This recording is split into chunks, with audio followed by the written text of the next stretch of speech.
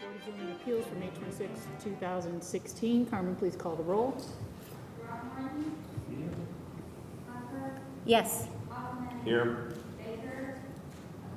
Here. We have approval of minutes for April 21st, 2016. Any additions and or corrections? No, I would normally make a motion, but I wasn't there, so someone else would do that. I'll make a motion that we Well, accept the and I will minutes. conveniently second your motion. Okay. Seeing none, all in favor, please say aye. Aye. Opposed? Okay. Minutes pass. Any resolutions and communications from staff, please? Just one briefly for the members that were not at the meeting last month. You do have a, what is it called, Carmen? Conflict of interest statements that Carmen gave you. If you could please fill that out and return it to us tonight, that'd be greatly appreciated. If you don't get a chance to tonight, just drop it off the next time you're in City Hall. But just for us to keep track of your other activities outside of the BZA so that we know any potential conflicts that might come up. Thank you. One petition tonight, V-9-16. Staff report, please. Good evening. The property in the petition tonight is located on the west side of town at 1909 East 3rd Street near the intersection of 3rd and Corey Lane. The petition site is 2.93 acres of a larger 5.71 acre holding. It's zoned commercial arterial, and the GPP designation is Community Activity Center. The site is currently vacant, and it has except for that it has a billboard in the northeast corner along 3rd Street.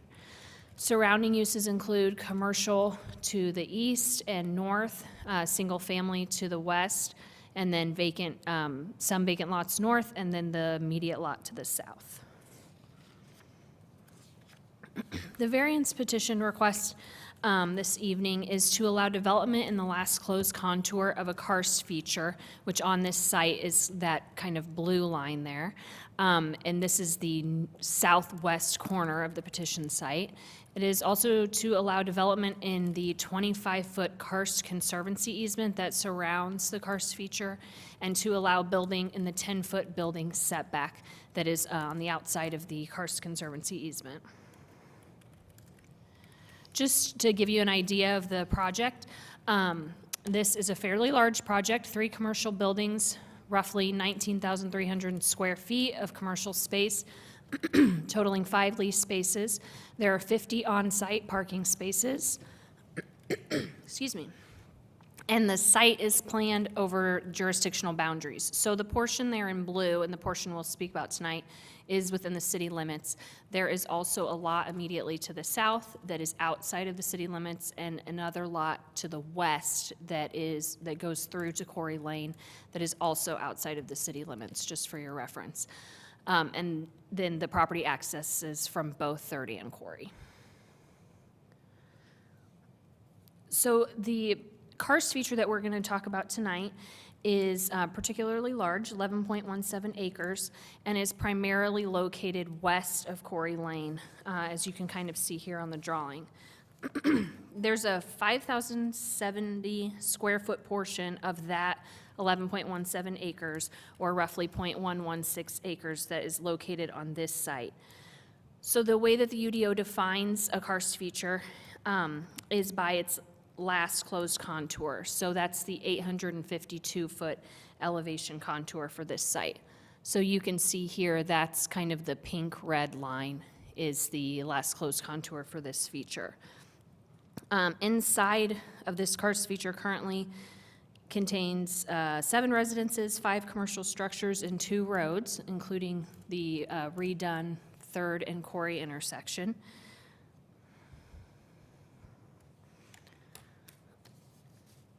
Excuse me. So one of the unique site characteristics of this property, as I said, is the size of the feature, and then also the size of the regulated portion on this lot compared to the large size of the karst feature. So it's about 1% of the entire feature. A variance was granted in 2005 that established the 838-foot elevation contour as the no land disturbance limit, and that's what's kind of in blue here. So you can see it's west of Corey, it's circled with the red circle. That area is what was established with that variance as no land disturbance, and that was established for that entire subdivision. So if they were developing a lot in that subdivision, that would be the area that they would not be able to develop within. Similarly to what the UDO says for the last closed contour for a karst feature, basically established a different limit. So this area here in blue would be a no disturbance area. This area here, mostly north of 3rd, is also the regulated no disturbance area based on the UDO. And you can see here it comes down a little bit onto Corey, but is primarily north of 3rd. And then to add another layer, these contiguous lots that are single-family residences on Corey Lane are not in the city, so they are not held to our karst standards. They are held to county karst standards. The county has looked at these lots and determined that this area that I've circled here along the frontage of Corey Lane is the only area that would be regulated by their regulations as no disturbance. So this is pertinent to the case in that none of the portions of these lots that are contiguous to the site would be held to any karst development restrictions. So that includes the single-family homes and the lot immediately to the south of the petition site that is part of the larger holding.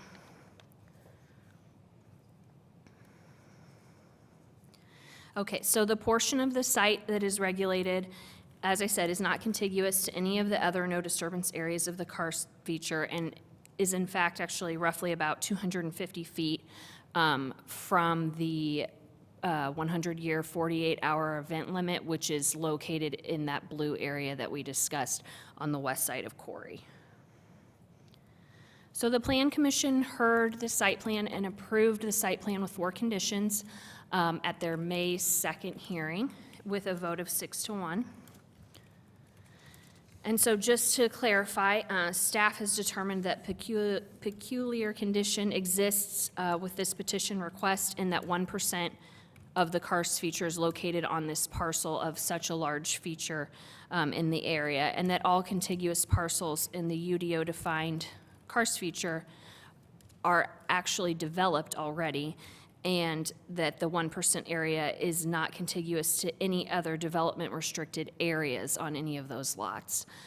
Practical difficulty was found in that the 0.116 acre area is entirely outside of what has been previously established as a protection zone for this karst feature through previous variances, and that the restriction of this area would not contribute to protection of this particular karst feature because of where this lot is located in relationship to development already in the feature. So staff recommends approval with the condition that the petitioner shall record a commitment to use no pesticides and a minimal amount of salt chemicals on the site, and would need to be recorded before occupancy permits could be issued. So I can answer any questions. Thank you. Petitioner's representative. Please state your name. Jeff Fanyo. Do you swear to tell the truth, the whole truth, and nothing but the truth? I do. You have up to 20 minutes to present your petition. Thank you. First of all, with me tonight is 2 representatives of 3 guys funding the petitioner, Mr. McCon and Mr. Hyduk, and also Jason Crothy, who is a licensed hydrogeologist.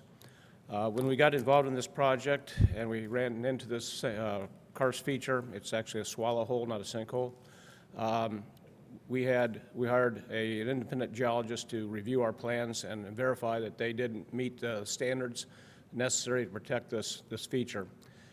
Jason made a few recommendations regarding the salt and the no pesticide, and we've taken that into account and are in agreement with that per the conditions of approval. Do you have that graphic that I sent you?